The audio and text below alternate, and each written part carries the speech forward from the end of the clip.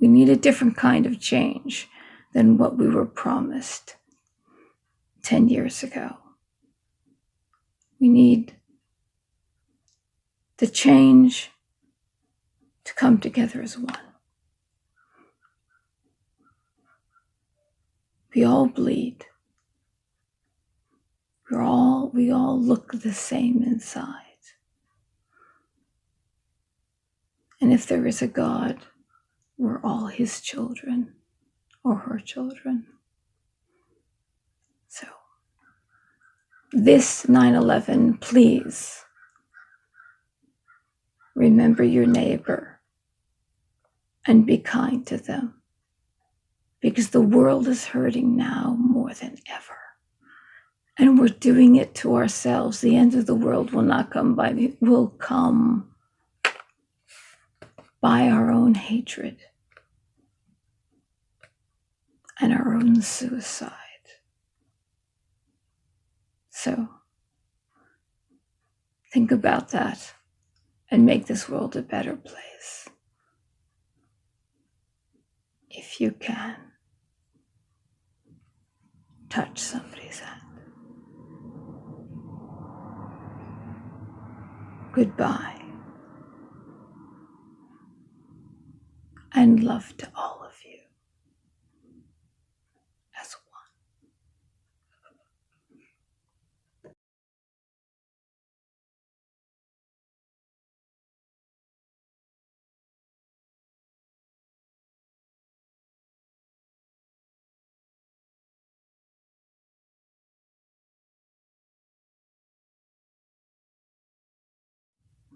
Welcome. It's 9/11. I didn't expect to do a video, but the date came up so quickly. And then I realized at 3:30 in the morning, and it's about 4:30 right now, that I should do something. Many of you remember that day and exactly where you were when it happened. And I remember the last time I was in New York City. I remember leaving New York City. I was leaving it by car, and then I looked up at the Twin Towers right in front of me. And then I got frightened. This was the Christmas before I went to New York City for Christmas. I looked up at them, and then I got frightened to death. And I said, those buildings are too high. They're going to come down. Really strange thing, because there were many other buildings in New York City. And when I was much younger, I went into the Twin Towers and went up to the top. The viewing deck on top. I never thought that then. But I guess things have changed in the world. Then I remember the morning. I was lying in bed. And I was sleeping. I was dreaming. I was dreaming that I was in an airplane. And I could see right out the window. And I could see that I was circling, the plane was circling the Twin Towers. Very strange dream, but when I got up, the phone rang, and a friend of mine called and said to turn on the television. The plane has just hit the tower. I was just dreaming about being in that airplane circling the Twin Tower. Then I had the premonition before that. Right after Christmas, the year before. Frightened to death. They're too high. They're going to come down.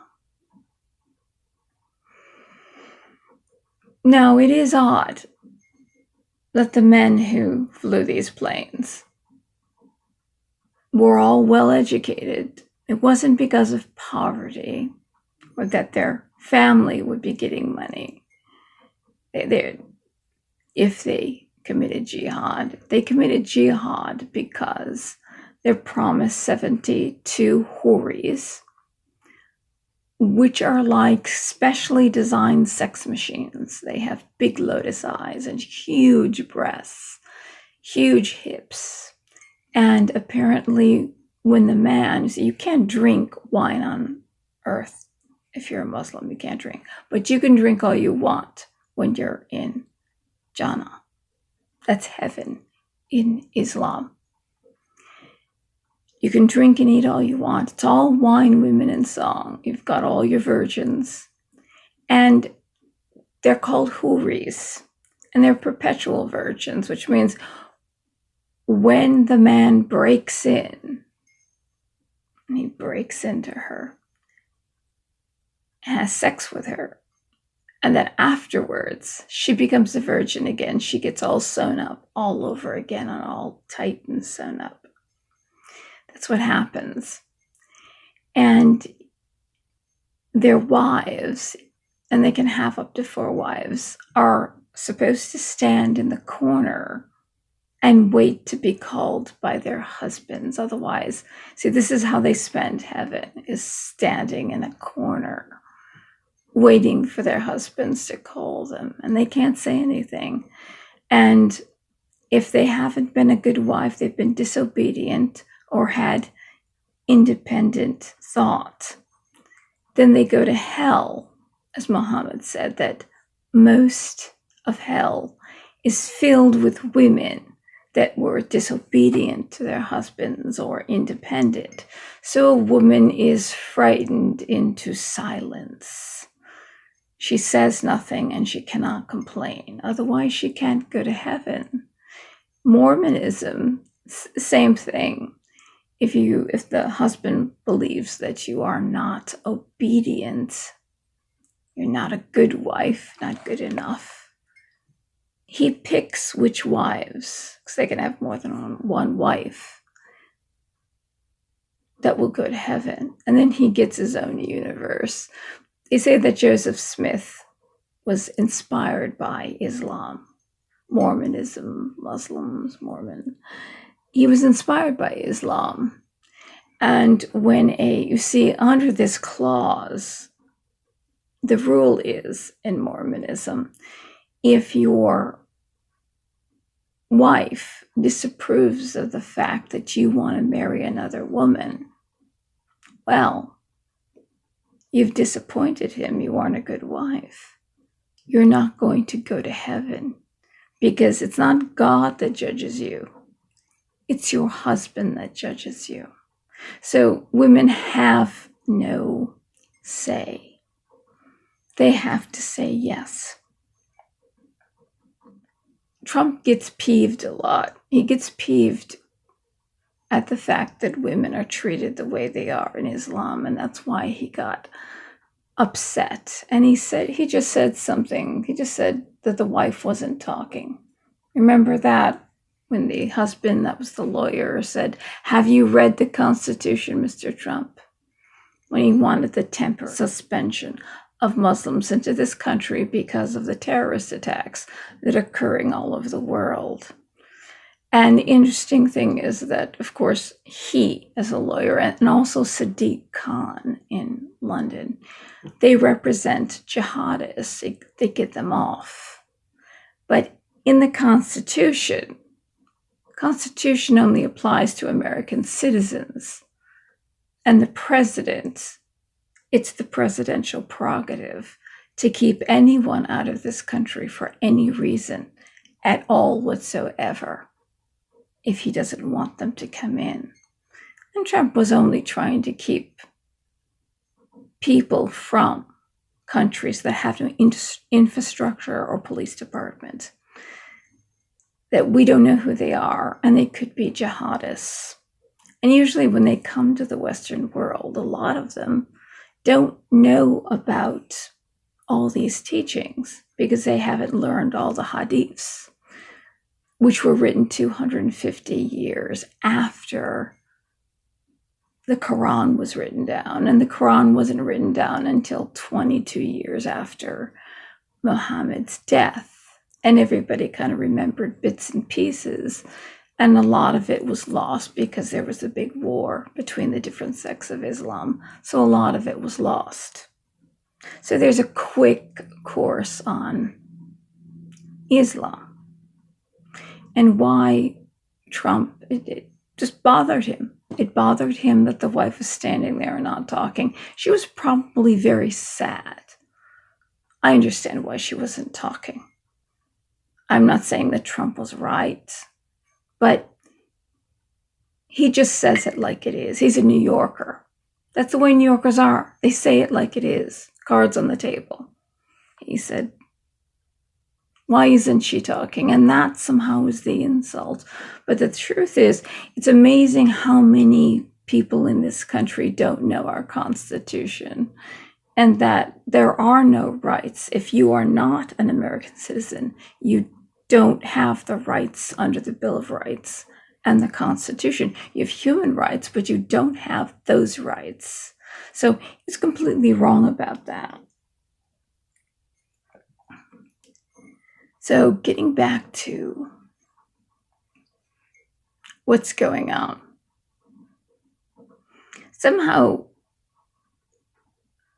the liberals think that we've gotten away from the ideals of the founding fathers, when they've really gotten away from the ideals of the founding fathers, because judges are supposed to rule on the law. They're supposed to interpret the law and not their feelings. And as Obama said, that he appointed Sotomayor because he wants to appoint judges that rule on their feelings, not according to the law, which you can very quickly discriminate against somebody if they have political wrongthink. You don't like their political point of view, you throw them in jail. Now, what countries do that? Socialist countries, communist countries. Cuba. Right, that brings us to Colin Kaepernick. How quickly we got there, Colin Kaepernick. Colin Kaepernick, big fan of Fidel Castro and the Castro brothers. Big fan of Che Guevara, right? Didn't he have the socks of Fidel Castro socks? Very interesting. Now, in Cuba, there's a line right down the middle between blacks and whites. This is all about the flag, why we're hating the flag today. 9/11 happened. It was all about America. It was all about the flag. Where did it change and why did it change? Why did people from all ethnicities, races, religions, it doesn't matter, why did we all come together under that flag as Americans that we're all wounded? We were all wounded. Whether we knew anybody that died in those planes or those buildings or not, it wounded all of us. And that was the intention. That was the intention of jihad. We are infidels. This has gone back to when the country first started. The Muslims of the Barbary Coast took over 1 million Europeans, white Europeans, that were predominantly around the Mediterranean as slaves. There was a white slave trade that nobody talks about, and there was also white slavery when Asians came and took white women because white women were exotic in those countries. And it was either Thomas Jefferson or John Adams. I've heard two that I'm not quite sure exactly which one asked. Why are you jumping the boats? American boats, American sailors, and slitting their throats. See, that's why we call them leathernecks, because they had to put a piece of leather around themselves so they wouldn't be killed if they were jumped by a Barbary pirate, which were the Muslims. And it was said, I originally heard it was Thomas Jefferson. Then later on, somebody said it wasn't Thomas Jefferson, but I think it was Thomas Jefferson. Why are you doing this? And the reason why I think this was he has had a Qur'an, and Obama said that Muslims founded this country. Founding fathers were Muslim. No, there's a reason why Thomas Jefferson had a Qur'an, is because you have to know your enemy. We were being attacked back then, even though our country first started. We just started. We were new. We weren't a part of the Crusades. Nobody in America was a part of the Crusades, in fact. He asked, why are you doing this to us? And the answer was, because you're infidels. Not because America yet, as Obama and Hillary took down Libya, and now they're selling the black Africans on auction blocks in Libya, right? And Bush took down Iraq. And then Iraq was taken down even more because he sent installations in to support the government so it wouldn't fall into terrorism and they could form a new government. But Barack Obama took them all out and had ISIS come in. So you have these extremists come in. And then he kicked off the Arab Spring. And by doing that, the Muslim Brotherhood came in, who are ISIS. They're all the same thing. And they started beheading the Coptic Christians. Coptic Christians go back to Christ. They're fishermen. They speak the original, closest language to the original Egyptian. They are the true Egyptians. And they are the oldest sect that goes back to the time of Christ.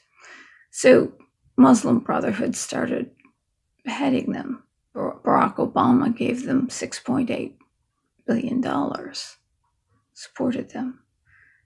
So the countries today, yes, are meddling. And let's see, what other country? Well, Syria. Syria is being taken down. Somehow these countries were all secular governments, not religious fanatical governments, but somehow, for some reason,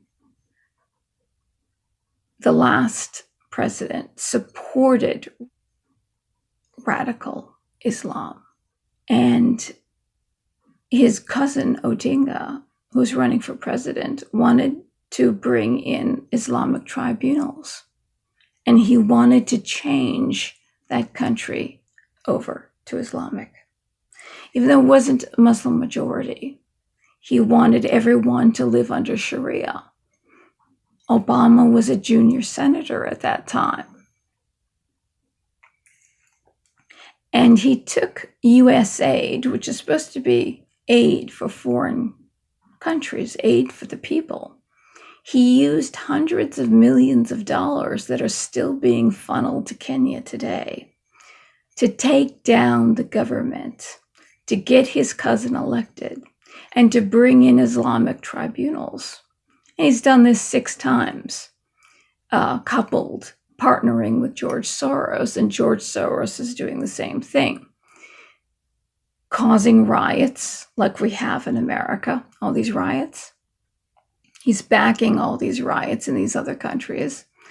And he is bringing in a socialist, communist, Islamic socialist, communist governments, which is very oppressing to the people. So you kind of would understand why people from this country who actually they wouldn't do it in the name of jihad, they would do it in the name of secularism to be against America. But no, it was the religious, the zealots, you could say, the Orthodox Muslims that were killing the American sailors, even though they hadn't done anything to these countries. It's more recently, and Jimmy Carter took down the Shah, which was a secular government. And the women used to wear suits and go to work and go to school. Well, that's all over with in Iran.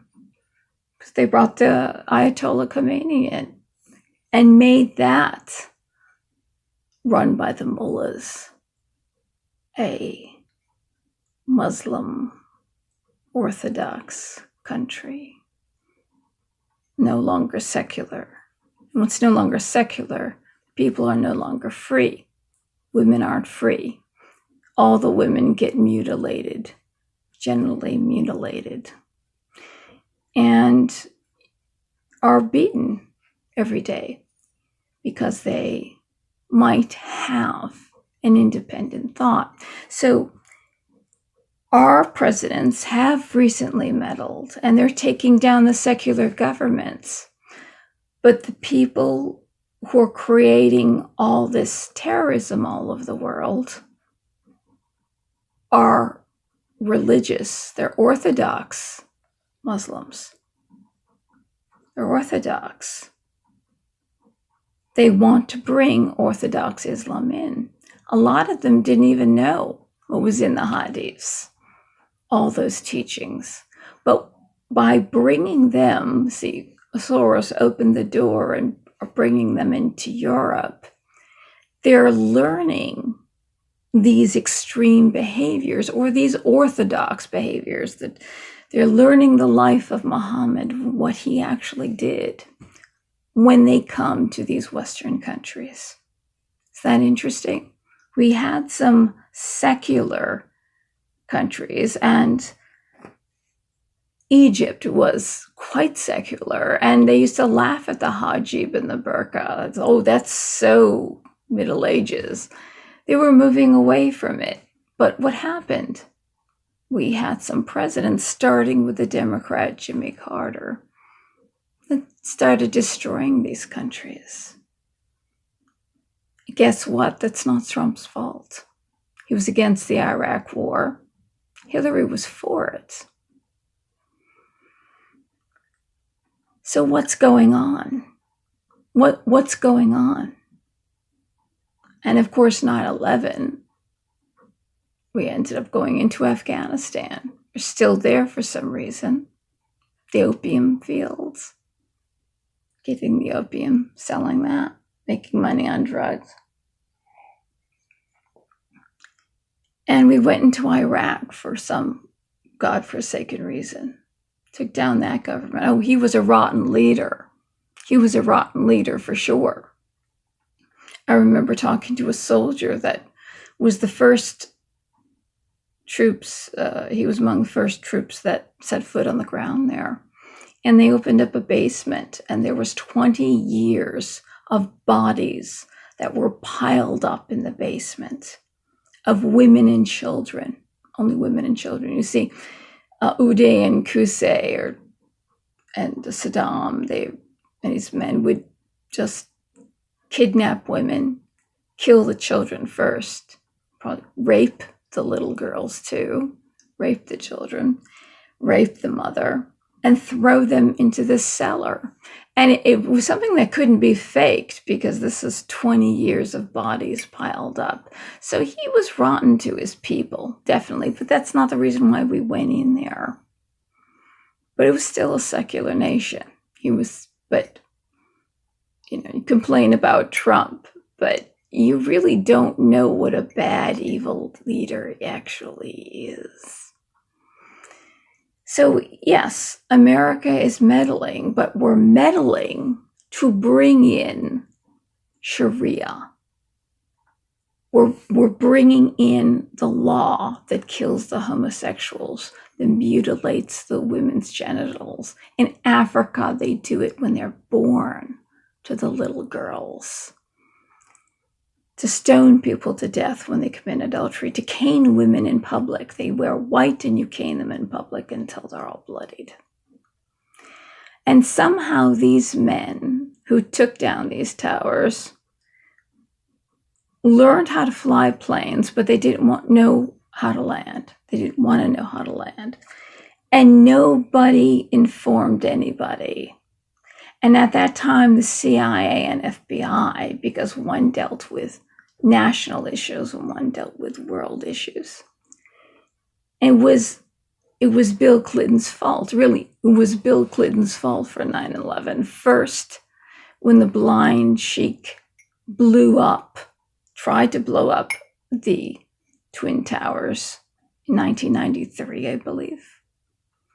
Bill Clinton did nothing.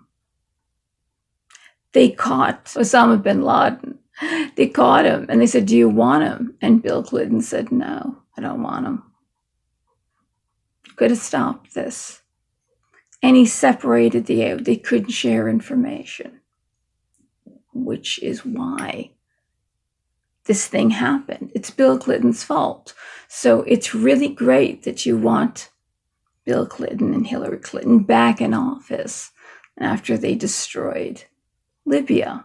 And after they destroyed Libya, Europe was flooded. See, Gaddafi, who was obeying every rule that the UN and the US wanted, he had turned from being a terrorist. And his country was the most prosperous. Women in that country could go to college, were independent, could drive cars. Somehow the feminist Hillary Clinton wanted him taken down. And he was policing the Mediterranean. And he said that if you get rid of me, Europe will be flooded. And it's not flooded with Syrian migrants.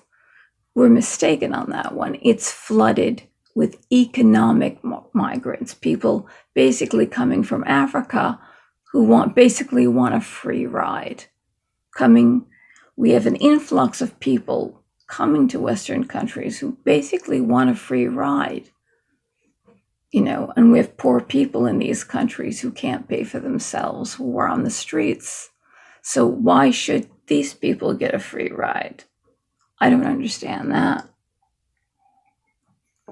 So with joyful glee, Hillary Clinton took that country down, and Barack Obama took that country down. So this started, the the Orthodox Muslims were kidnapping and enslaving Africans. 200 million Africans died in the slave trade.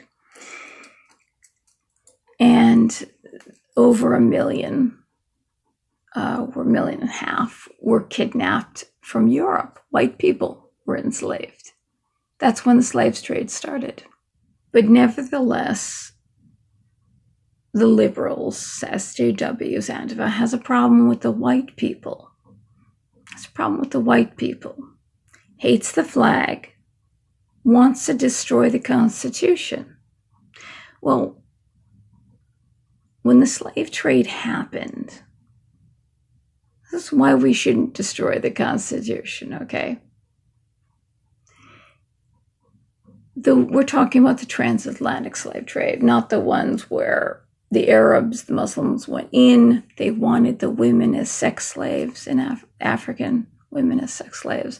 And they castrated all the men because they were afraid of their prowess.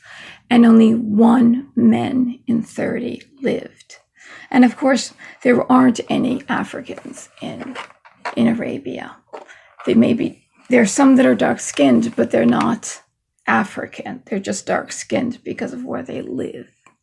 Okay, a lot of melanin in the skin.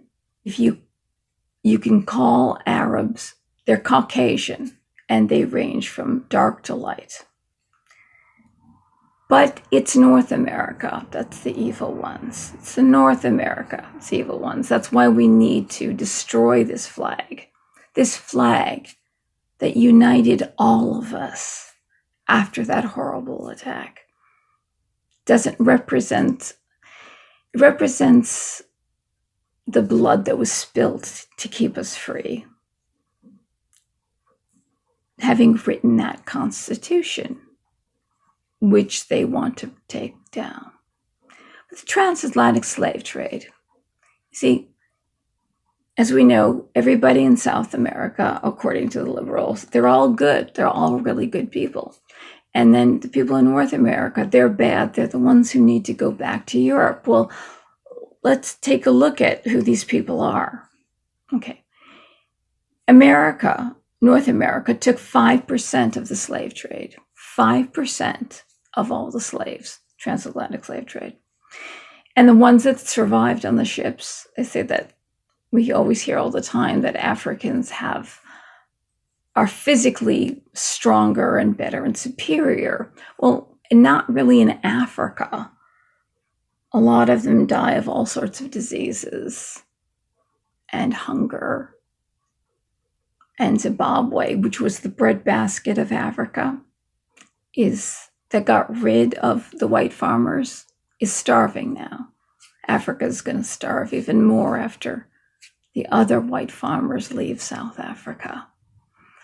And there'll be another Live Aid, and we'll help them. The white Western world will help them again. That will happen.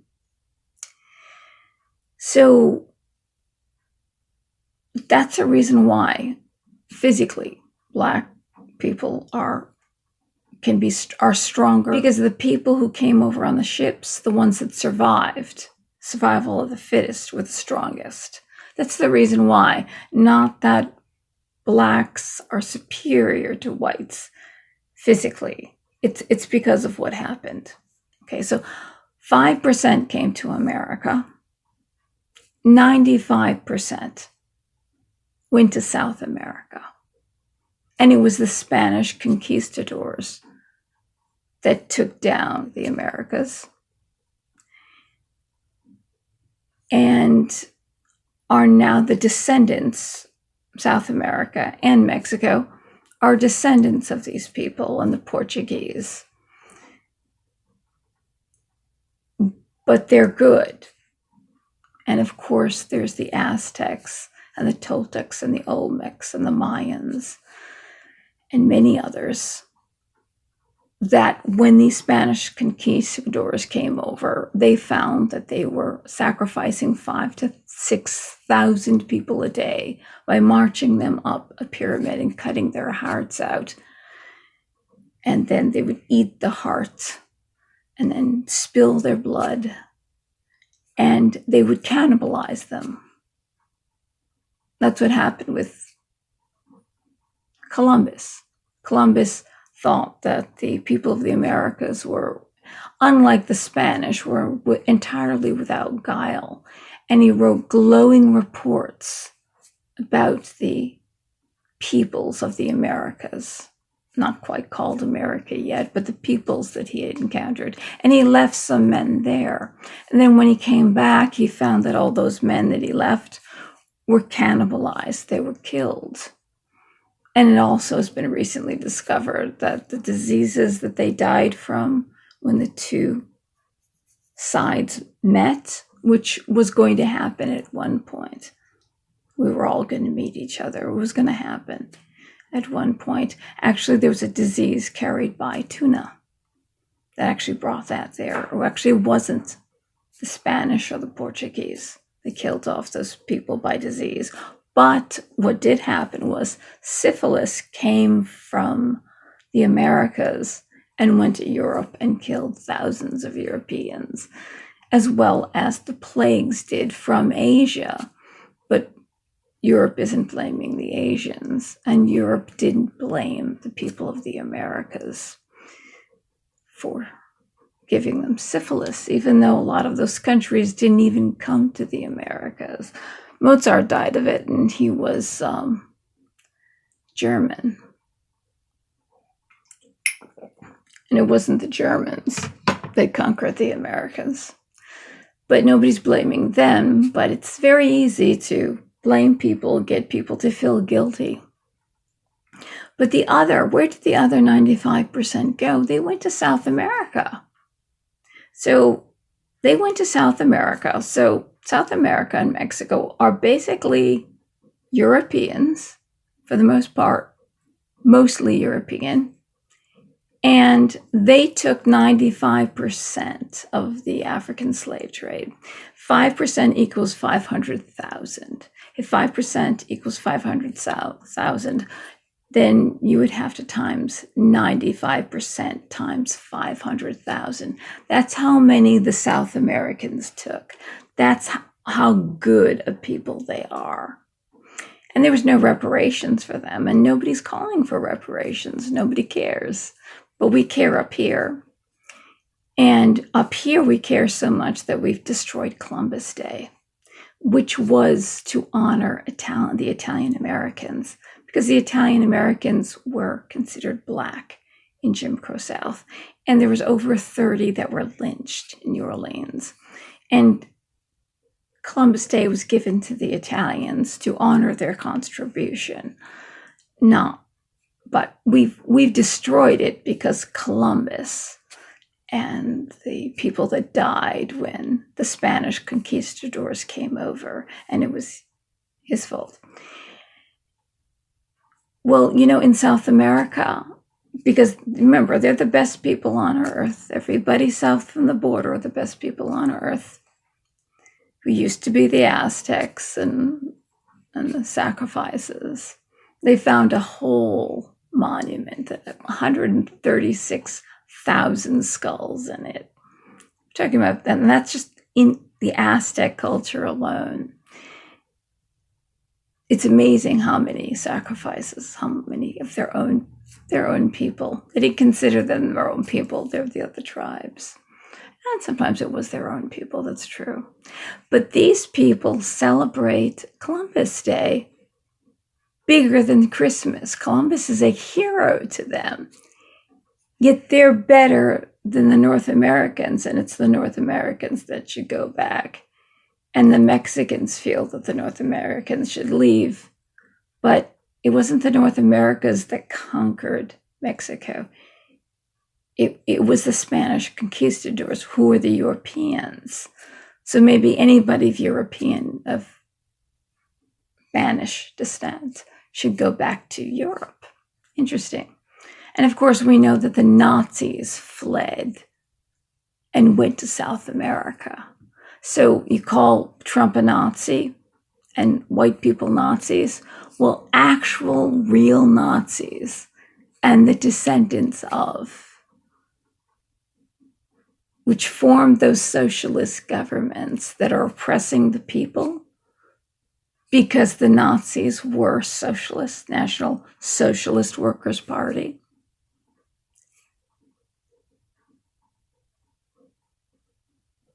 Somehow the people in America, North America, are the bad ones. But the actual Nazis, people who took 95% of the slaves, celebrate Columbus Day. Descendants of these people who sacrificed probably hundreds of millions of their own people, and some they tortured for 2 weeks before they killed them. These people should stay, yet the people who are in North America need to go back to Europe. So we're talking about 9/11 and Colin Kaepernick. This is not just about 9/11. This is about people who came together after 9/11 under a flag because we were all American and supported each other. People were kinder to each other. We were all in pain and everyone knew it. And it was almost a miracle. It was a horrible event, but it was a miracle for that time, how we came together.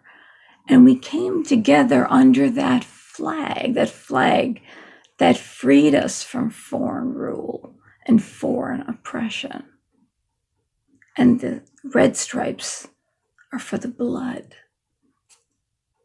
that was shed. The stars represent the states. The meaning is that freedom, the blood that was shed for freedom, And the stars represent us. It represents all of us.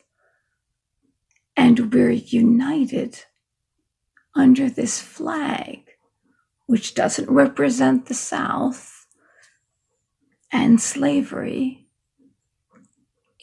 That was the flag of the North. And it's interesting, they want to take down the Constitution. Well, William Wilberforce was the one who wrote Amazing Grace. And he is the one that started the movement to get rid of slavery, a white man.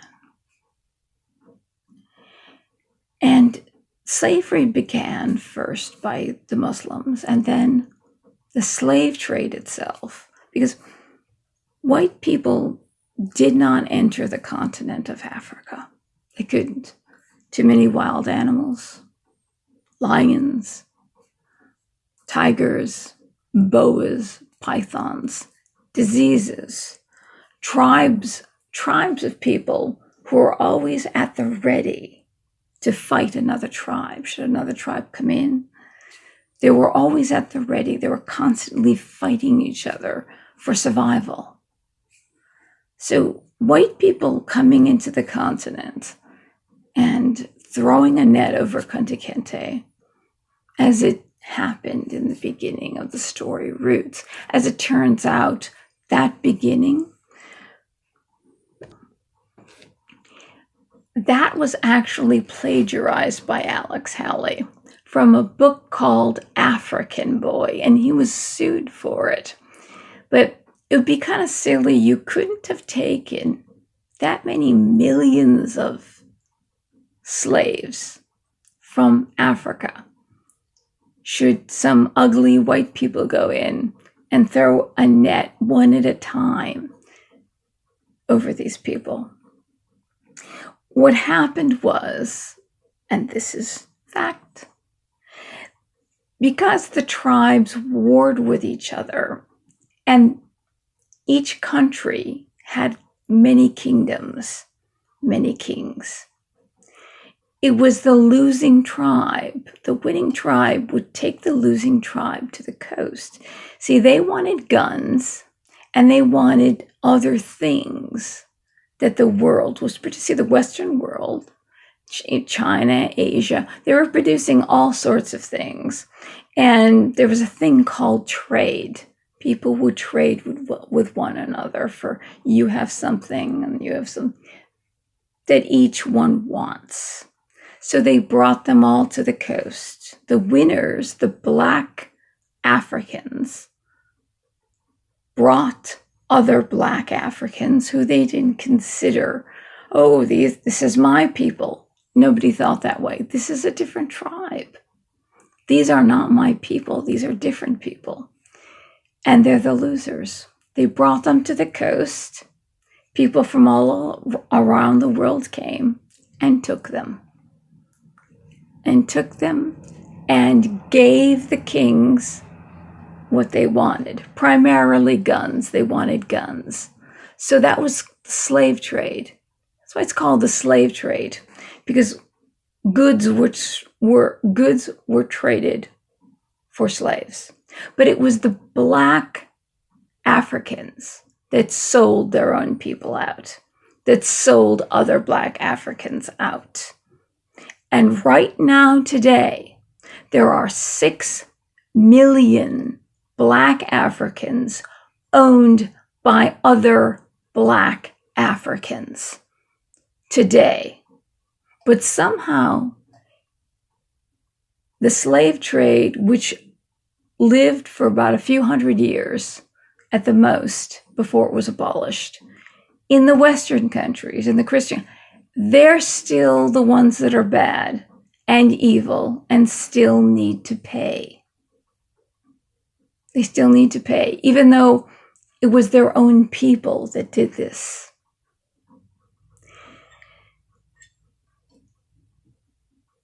Now, there's another hypocritical fact that, we want to get rid of.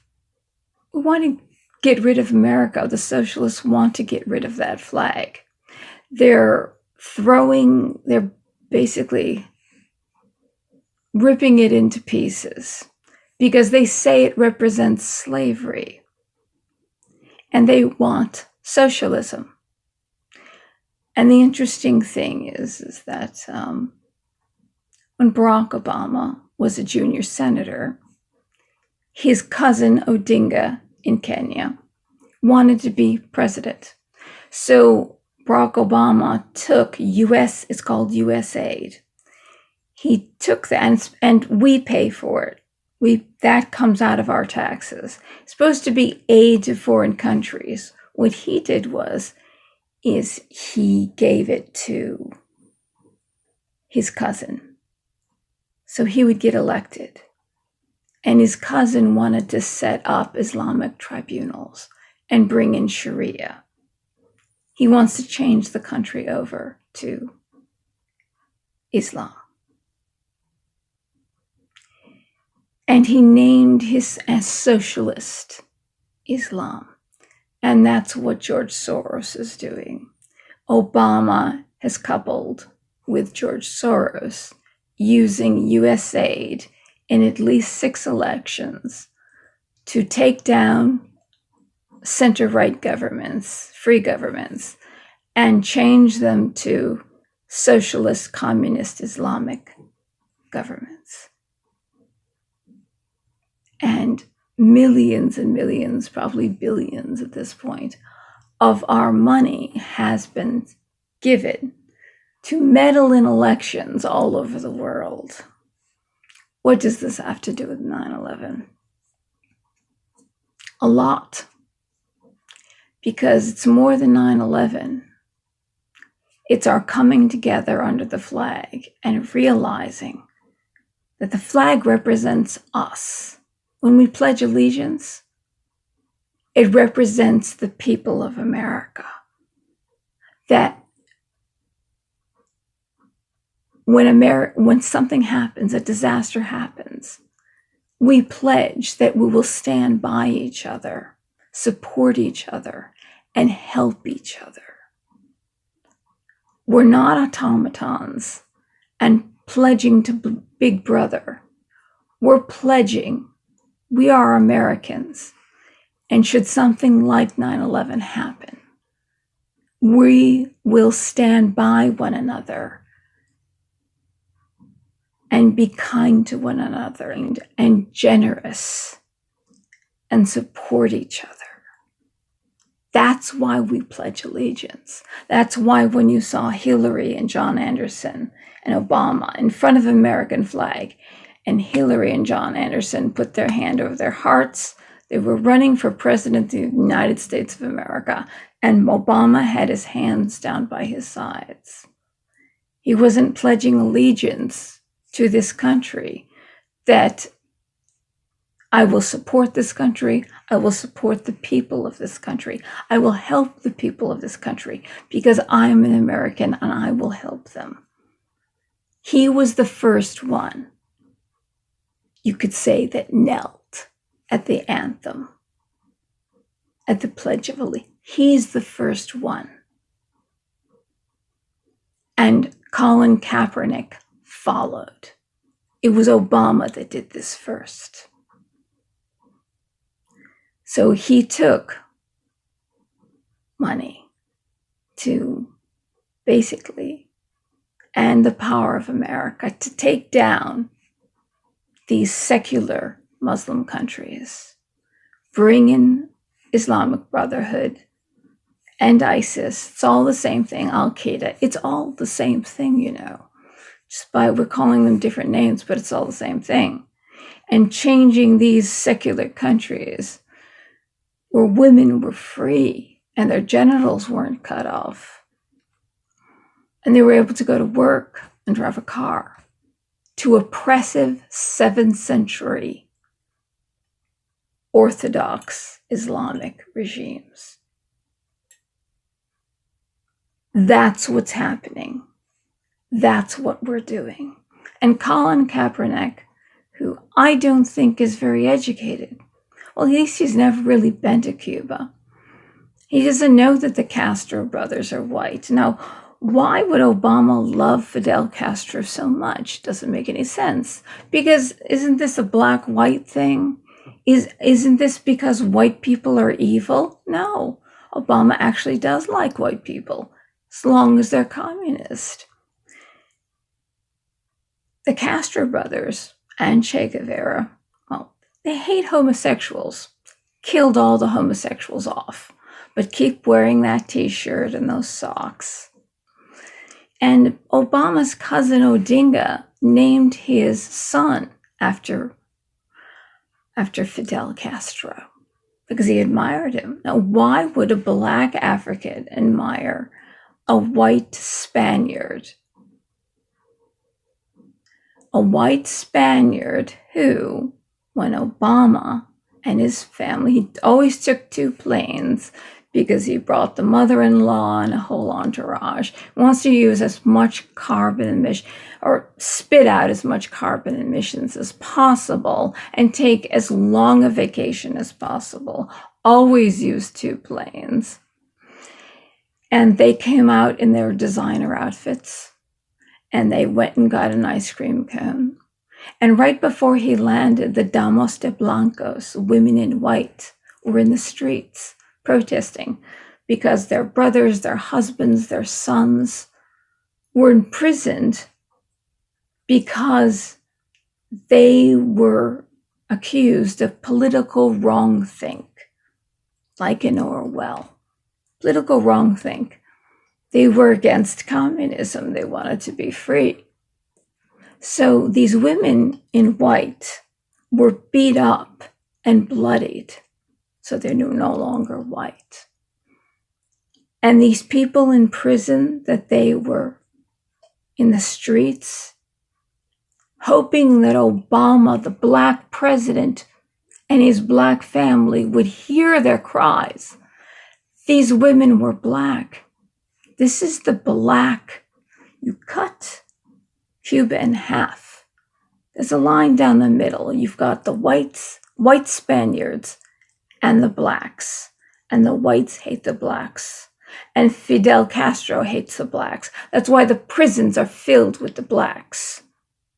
So these black women were beaten up, just like those black people who are on the auction blocks in Libya after Hillary Clinton and Barack Obama took that country down.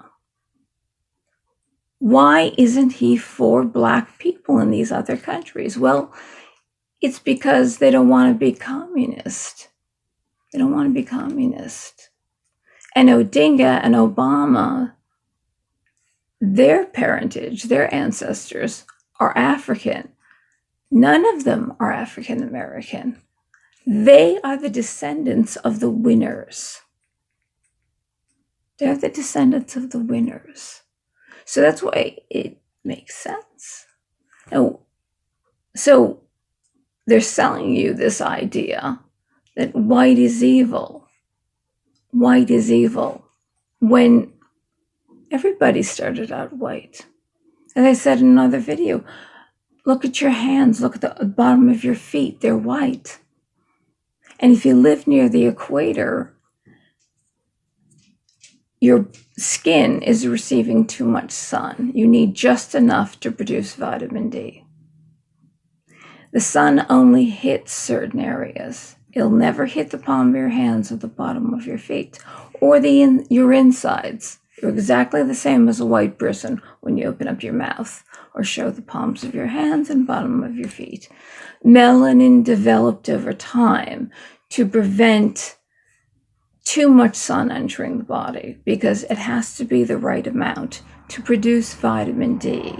That way you don't have birth defects and all sorts of health disorders are connected with a lack of vitamin D. So the whole white thing being inherently evil, then you're calling everybody evil, even the black people.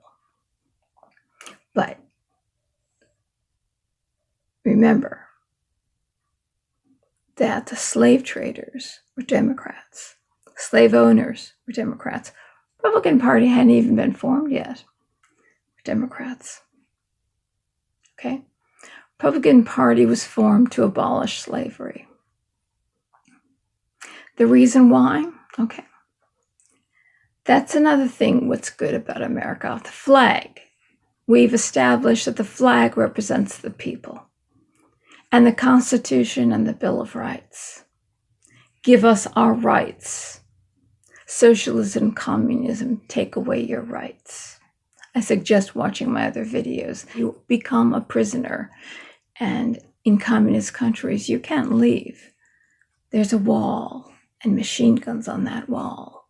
You cannot leave. You're a prisoner. You want to be a slave of the state. And it's about non-personhood. Stalin invented non-personhood. You're just a cell in the state. Faceless, nameless. That's right. It doesn't really matter what color skin you are. Nobody has a religion either, or ethnicity. You're just a cell in the state. And unless you work for the state and you give up your rights and you put the state first, like Nazis, put the Nazi party first, it's the same thing. Then you're counter-revolutionary and you're killed. They take you away and you're never seen again. But in this country, the Constitution you want to take down says that our rights are not given to us by the state. Anyone who says that your rights are given to you by the state, that's a communist ideology.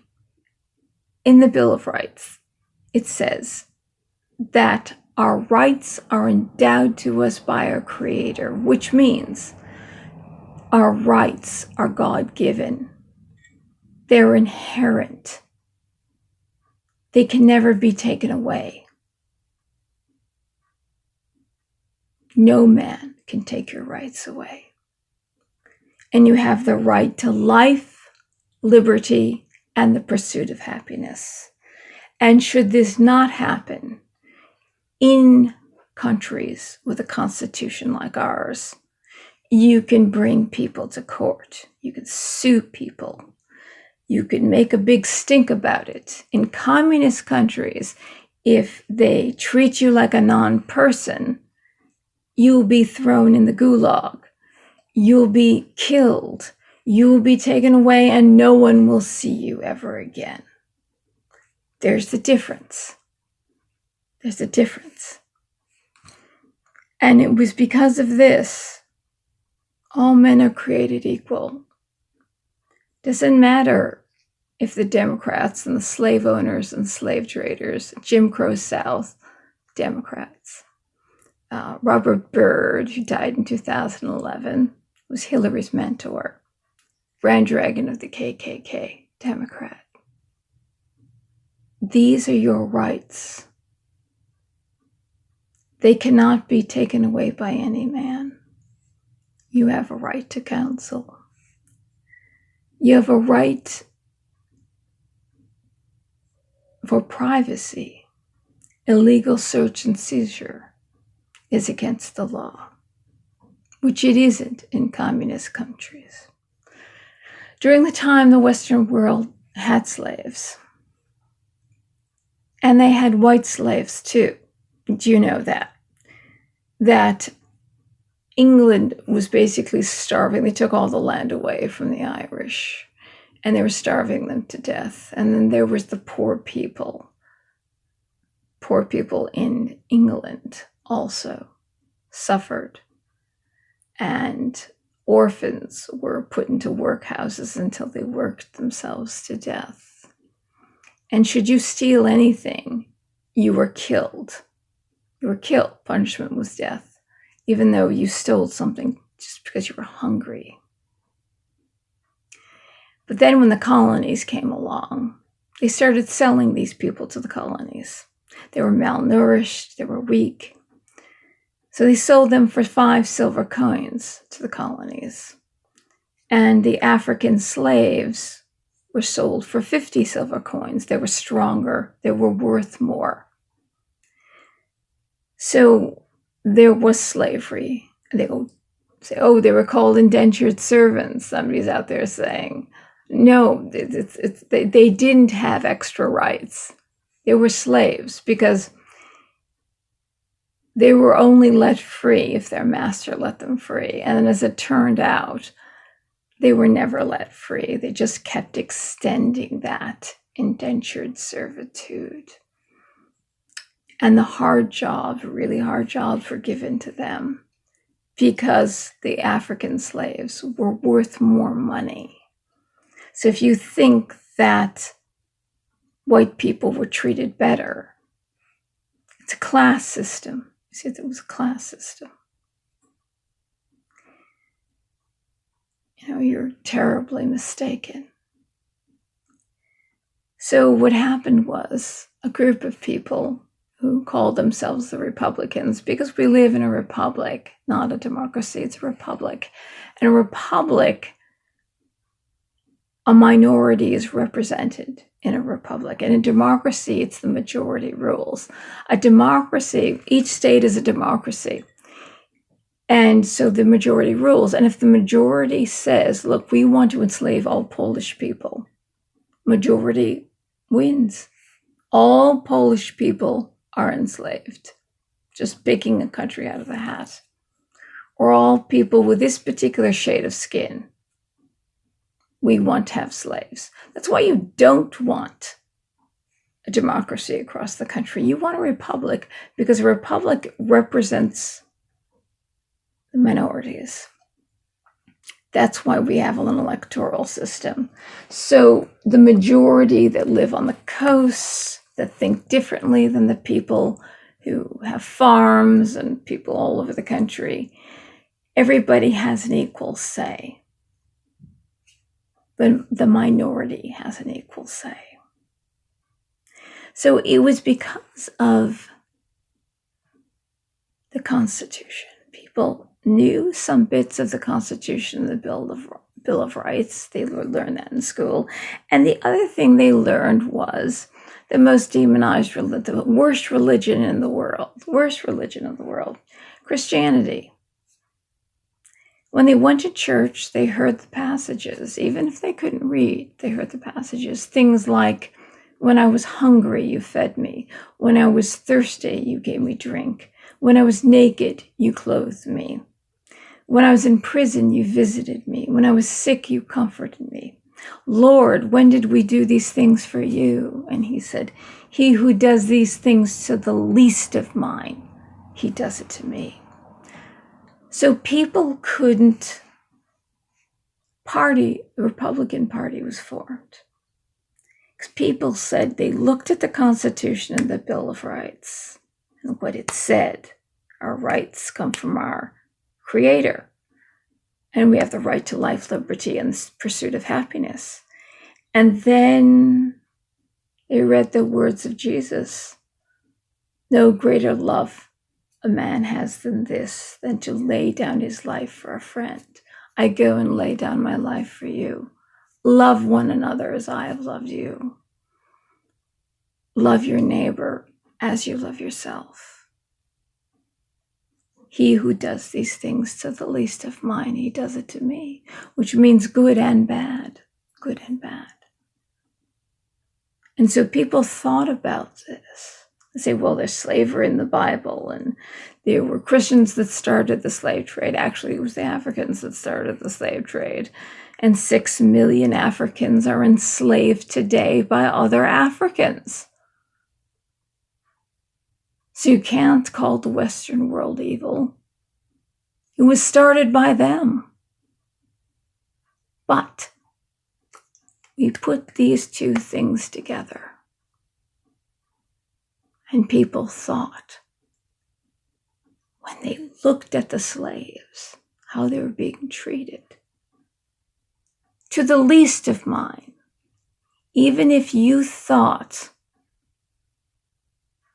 these African slaves were half the worth of a white person. The fact that Christ used the words, the least of mine, it couldn't fit. It couldn't be done. It shouldn't be done. Then you would have to say they were the least. and you're doing it to God. So in God's eyes, in Christ's eyes, there is no least. All are equal. That's why he used those words. And I defy you to say that, well, the Romans made this religion up. Well, what a strange thing, if you know anything about the Romans, to make something like that up. That surely was divine. That surely was divine. And it was that abolished slavery. So when you want to take the Constitution down and the Bill of Rights and destroy this country, think again. These are the principles. These are the principles that have made the country that we live in today and freed our people. And if someone does discriminate against you because of anything, and you can't get that job for any reason, we can get a lawyer. We have the right to an attorney. We have the right to bring them to court. We have the right to, should these things happen, to do it in a peaceful, civilized manner. We don't have to burn things down. We don't have to wear genitalia on our heads. We don't have to chant in the streets, what do we want? Dead cops. When do we want them now? Pigs in a blanket, fry them like bacon. We don't have to do that. We have a system where we can do it peacefully and do it through the law, as Martin Luther King chose to do.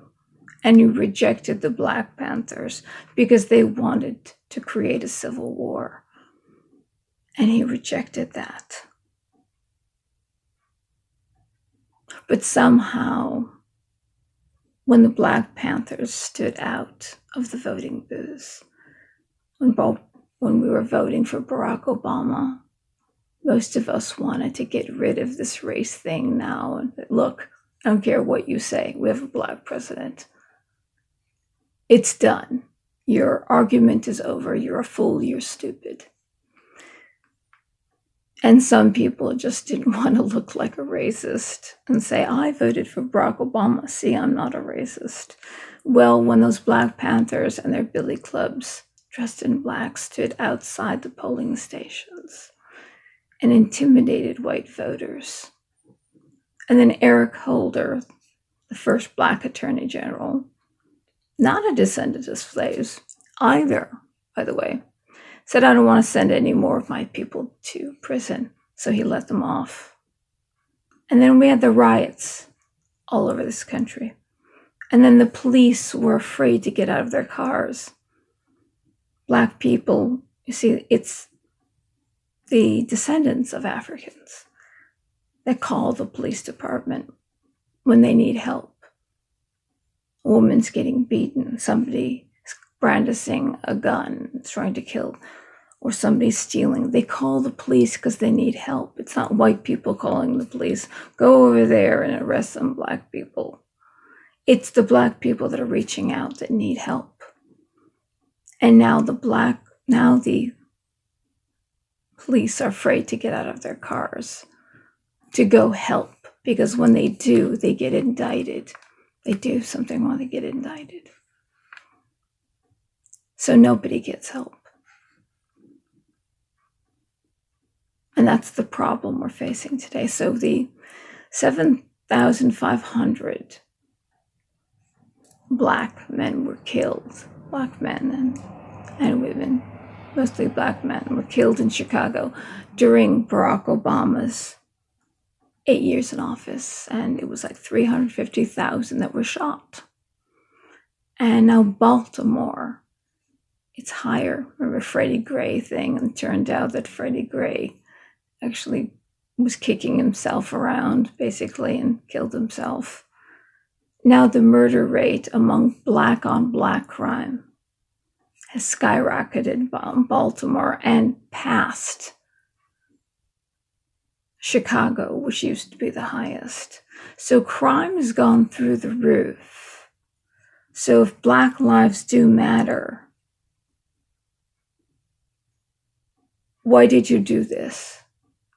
Because Black people need the police to help them. And keep in mind, there are 2.5 times more white people killed by the police. And they don't do anything, which may be wrong. And maybe they should have screamed about it first. And the police, the way they go about doing things could have been changed a long time ago. So in a way, maybe you can put that on the back of the white people. But you can't say that they don't suffer. And you can't say that there's more Blacks getting killed. But now the police are afraid and they're in their cars. And the murder rate is skyrocketing. And it is affecting minorities most of all. So now we have the government, gives money to the NFL. Do you know that we, the taxpayers, actually pay to support the NFL? And each player gets tens of millions of dollars. And they say they're doing this because of Black people who were killed by the cops. And after what I've told you, now this really doesn't make any sense at all. And so that flag that brought us together after 9/11, when that happened, and all of us were hurt, no matter what our skin color was. My grandmother was extremely dark-skinned. And I do have Black in my family because I'm part Egyptian. So you can't look at me and don't look at me and judge me for the color of my skin. My own mother did that. She didn't know where I came from. And then she blamed my father. So I was the outcast in my own house. And she always taught me that Black people were closer to God. Mahalia Jackson was God, and Lena Horne was Jesus Christ. So I grew up looking at Black people differently, that they were closer to God. So I have nothing against Black people, and I don't want them to die. I want less of them to die. I want the police to be able to help them, and I want them to get a good education so they have respect. They have respect for themselves. They can respect themselves, and they can use their intelligence, and somebody needs to help them do that. That needs to change. But we went from what makes America, the good things about America, and the flag that represents every soldier that died, even all the Black soldiers that died, to keep the freedom in this country. And even though there was a time that we forgot that all men are created equal, we realized it when the Republican Party formed. They realized it. And thanks to the Republicans for that one. So we're destroying this flag that represents all of us, that we can stand together united under it. And when a catastrophe happens, you see what's happened now is that we've all broken up into groups. And the women's march they were against the men. And then the women's march is teaching the women who have been victims of male sexual advances or abuse or whatever. They're teaching them that they have oppressed women of color, even though I'm willing to bet most of them haven't. My family are people of color, even though I came out like this. And I was oppressed by them. To be completely honest with you. My grandmother, she died when I was almost 1 year old. In this very room, she died. And she was a victim of discrimination because she was so dark-skinned. So I know what it's like, and I know how they suffered.